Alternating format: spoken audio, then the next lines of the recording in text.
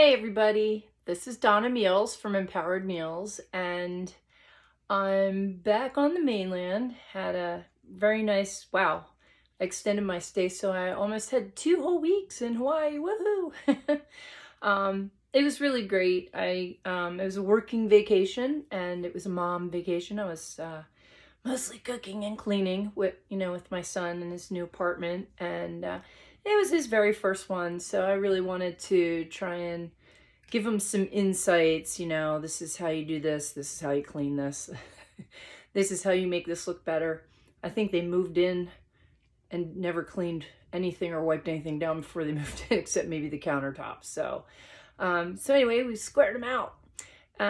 Today I'm kind of getting a late start because I had some meetings today with some clients, and I actually I had 2 doctor's appointments today, one at the regular doctor and one at my naturopath. And wow, and not saying anything other than there is a huge difference. And sometimes, I may have come off like that's what I want to talk about today is how to interpret what's happening in the dialogue with you and your doctor, and maybe some pointers or tips that you can glean from some of my experiences, some of the things that I might say, to be a better steward of your own health. Because when it comes really right down to it, you know your body, or you should. Sometimes maybe you need to sit for a few minutes in a quiet room and just really kind of close your eyes and assess. I do that exercise with my clients. I've been doing that a long time, where I sit back and say, okay, deep breath, close your eyes, take a few breaths, and, where are you on your happiness scale or your healthiness scale or whatever it is? And sometimes you kind of need to do that and really ponder what it is that you want to ask them, or the information, or the actual reason of the appointment, and maybe think through a couple different levels more deeply on the scale. One of the things that I found, because I recently had some blood tests, and not knocking my doctor, my regular doctor, I absolutely love her. She's fabulous. Not her, but I had a physician before her, where some of and I may have mentioned this before, but I've got a lot of new members here. So, and like I said, I apologize sometimes for being repetitive, but I don't know which one of these you see, which ones you don't.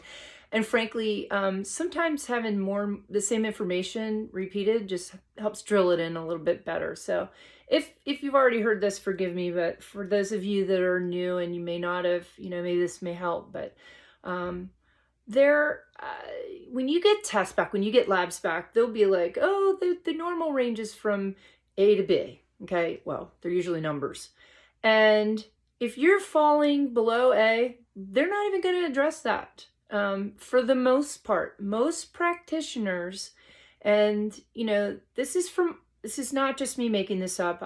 These are articles that I've read. These are PhD friends. These are doctor friends, and I have these conversations with people.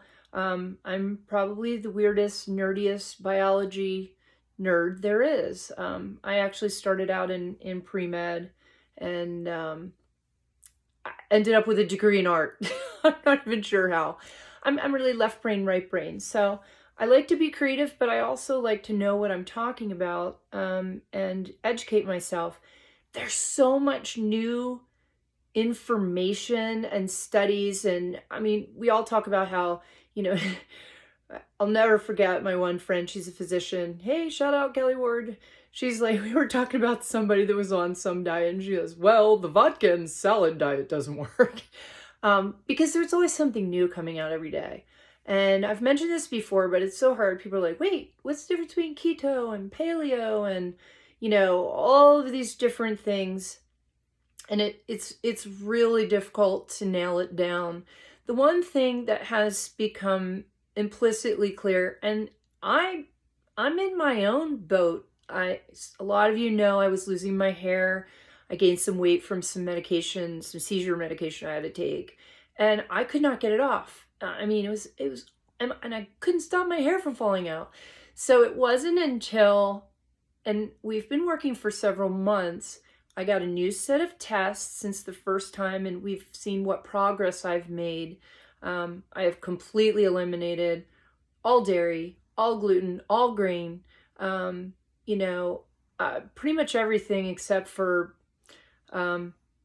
nuts, seeds, and some protein and some veggies. And a lot of the veggies are on my list because of allergies and things like that. So the whole thing, and I keep stressing this, is if you have anything with your gut, irritable bowel or Crohn's, or you're dehydrated, you've gained weight, I hate even saying gain weight, you've put on some pounds, any of those items, if there's anything your doctor has said, hey, your tests, etc., whatever, there's probably something that you need to address with your gut, your biodome. That's a new term that's coming out, but basically you've got to consider we are merely a bag to carry around our little bugs in our stomach because they are what breaks down the building blocks of our food, nutrition, and uses those to send through the bloodstream to all the other places in the body that needs them, that feeds our cells, that goes to the little mitochondria in the, in the cell, the little powerhouse of the cell. It's the little organelle inside each one and every cell.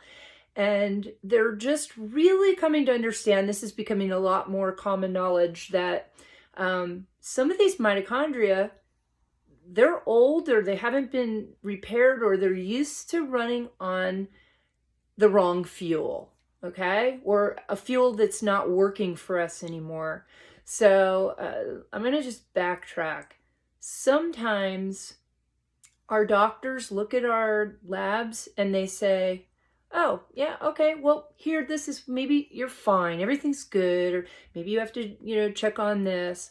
A lot of times, and shout out again to you, Kelly, and I've mentioned this before, she, especially where like thyroid and things like that would come in, I think cholesterol too, she would be a lot more proactive and say, look, you're getting to this range where it's going to be dangerous. So that you're already starting, her patients were already starting to understand, oh, this could be a problem that's just kind of presetting, the thought process, like, I got to start thinking about this. Because normally if your doctor says, if you have a regular doctor that's just going by the basic time, range, then when they tell you something's wrong, there's something that's wrong. I mean, you're already in it. You already have done some damage, and it's going to be harder to repair that. Doesn't mean you can't, but a lot of times they kind of leave you in the lurch and say, all right, so eat better. Oh, okay, most people say. How do I do that? And that's why I'm here. I think I've mentioned that before. But I really saw a difference from even my doctor that I love, where her standards were a little different than my naturopaths say, because that's what he really focuses in on. And the labs that he ordered for me were way more like level 2 and 3. Even the allergy stuff, there's level 2 and 3 of allergy testing. A lot of it, people just get the human pincushion tests, but they're not as conclusive as the blood tests, and some of the blood tests are more conclusive than others. It's about how much you spend. And for that, if you're going to go through the trouble of trying to really clean up your biodome, by finding out what you're allergic to now, you may not be allergic to that after you heal your gut, okay? This is such a huge thing that I wanted to kind of impress upon you guys, and this is why doing a good detox or possibly a fast every so often is awesome. And there's a million good doctors out there. There's a few on YouTube that are just really, really good. And I glean a lot of information from them, and then I toss that up against information I see from other people. But what I'm trying to do is just report to you. I'm not trying to tell you what to do. It's not medical advice, obviously. Is say, be your own best advocate and read up as much as you can. If there's something where, it's like, danger, danger, your cholesterol's high, don't just listen to what the one person says or your friend that had this issue. Look it up. Call me, email me, and I'll try and send you in some directions of all the places that I have. I've got volumes of information that I've saved, that I've sorted through, that I feel is good or better than some of the other stuff. I mean, you can kind of tell. Just because somebody has some letters or credentials behind their name does not mean they're God or brilliant or know everything. It just means they went through the school, and you know in your heart. I've had doctors, for my children. I would never take my children back there ever again. And I've had fantastic doctors that I've been to, but things change and they move away, you move away, and it's hard. But anyway, sometimes it's always, another opinion is always good too. And so I found today, I've asked the same question and got 2 different answers. And when I started thinking about it, I think both were right in a way from 2 different people. It was kind of weird that I had an appointment both on the same day. But it just got me thinking, and it got me thinking, this is really up to me to decide. I have to go into my heart of hearts and my intuition and what I know. And I after I got home, I researched a few things, and I learned 1 or 2 things that maybe they could have told me a step further, or maybe it was just up to me to figure that out, that connected some dots, and then it gave it helped me answer some questions, because I've been in this thing for myself, if I eat the first thing in the morning, I'm starving all day long, and then I'll eat more than I need to. It's all mental, but sometimes when I started going down this track, when we get the urge to eat something, okay, this is health aside, this is just another little epiphany I had from some of the information that I've been reading and looking at to answer my own questions about my own hunger and, weight up and down, things like that. We eat because of a myriad of forces pulling us, okay? Some are emotional. We all know that. Some are psychological. Oh, I'm supposed to eat because it's noon.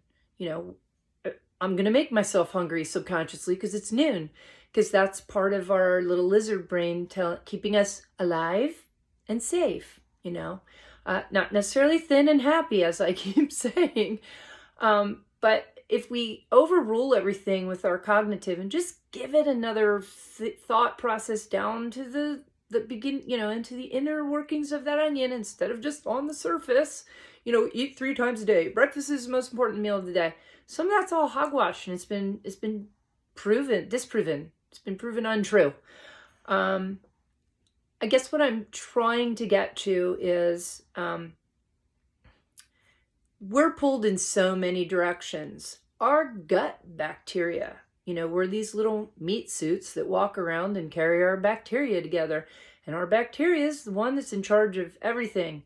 Our moods, our happiness factor, because they're all chemical. Everything's chemical. Me thinking and being able to talk to you right now is chemical. Your perception of what I'm saying through your eyes, ears, whatever, your emotional response to what I'm saying, or maybe you say, oh, I relate to that. There's a chemical that goes off in your brain for that. That's why you like me. Or don't, I don't know. Because when we relate to people, we like them.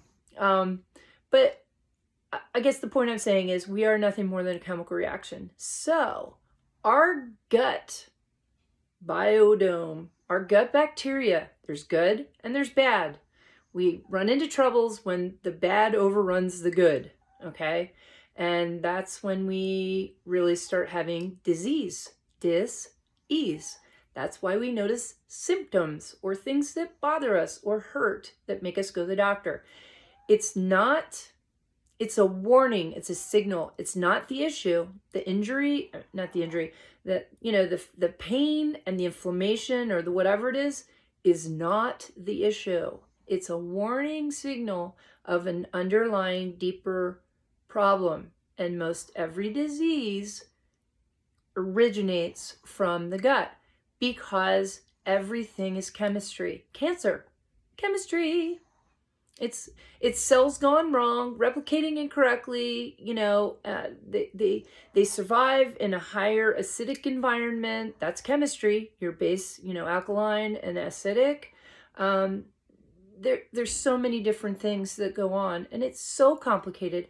And that's why some diets work for some people and they don't work for other people, because their chemistry is different or their needs of specific chemistry are different. So,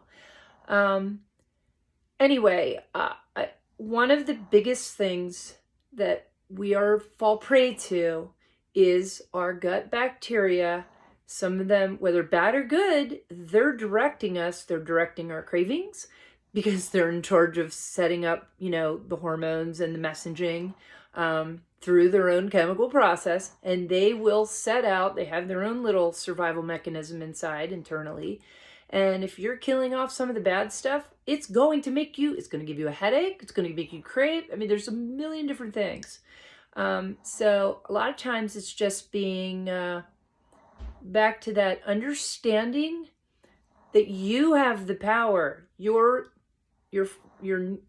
cortex up front, part of your brain, the thinking part, has the ability to say, wait a minute, okay, I'm hungry.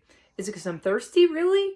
Is it because psychologically I think I need to eat? Maybe I don't. Is it because I'm bored and I'm trying to fill a space? Or is it because I'm emotional? Something's happening in my life and I'm trying to, get by that by medicating somewhere else, or, same thing. These are all can be caused by our little crazy little bacteria in our tummy that are like little dictators telling us what to do. So knowledge is power. Applying knowledge is wisdom. Okay? So I would love to be powerful and wise at the same time. And I'm going to take this part of my brain, I'm going to overrun this part of my brain and this part of my brain. Actually, there are some people some cultures believe that we have, it's been proven that we do have specific cells in our intestinal makeup that do mimic some of our neurology. Kind of interesting. So anyway, I just wanted to, that was just heavy on my heart today. I didn't even start with my usual thing. I'm out on my little deal. And I usually start with a really good meme or a quote.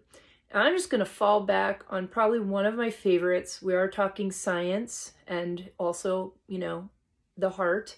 But Einstein, what a guy. Everybody thinks, modern day father of physics, etc., whatever.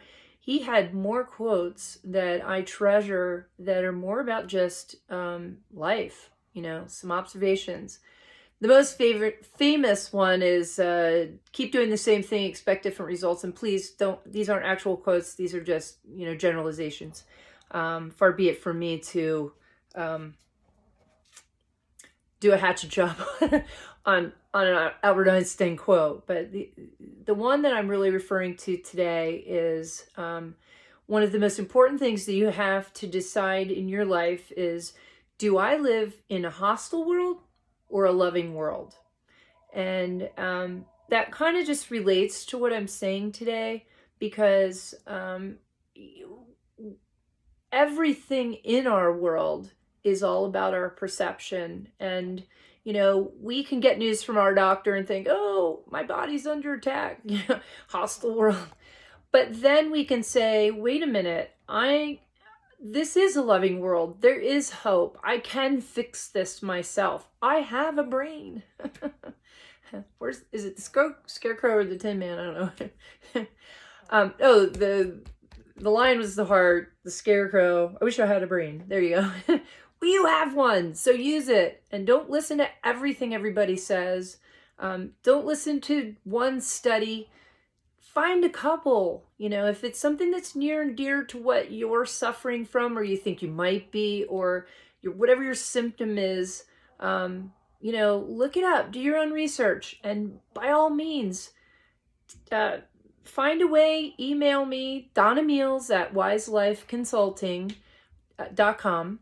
And, you know, I'd be happy to send you in the direction of, I'm really good at researching articles and fishing out the ones that I think are full of soup and sending, you know, off some, you know, for people to look at that may actually do them some good. So, okay. So, I beat that dead horse.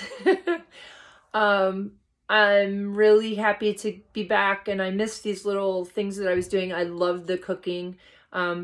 Here's what all of you can do for me, if you would, please. Some of you have been here for, you know, a couple months since I started this, and some of you are kind of new, but I would love to hear somebody post in the comments below, whether it's in my Facebook group or if it's underneath this YouTube submittal, I don't know what you call it, YouTube video, whatever. Please post in comments somewhere what you would like to see, something you'd like me to focus on. And I am, believe it or not, I got so sidetracked with my son and really helping him and doing some things. And there was a method to the madness, too. I was doing some research because I am going to do a 14-day health challenge. And I am still honestly working on that. I kept saying, oh, I'm going to do it at the end of March, but it's going to be here in April. So apologies for pushing some things back, but I'm kind of a little bit of a got to have something right before I want to do it. So I'm trying to learn how to ease up with that. And if you're interested in a challenge, and it's basically just, hey, 5 minutes in the morning, a little video, here's something to think about today. And, you know, to just all these little tiny things that are going to help you with better health. So I wish you all better health, and I hope some of this information resonates and sounds, you know, like something that might help you. Alrighty. Peace out, everyone. Take care. Thank you.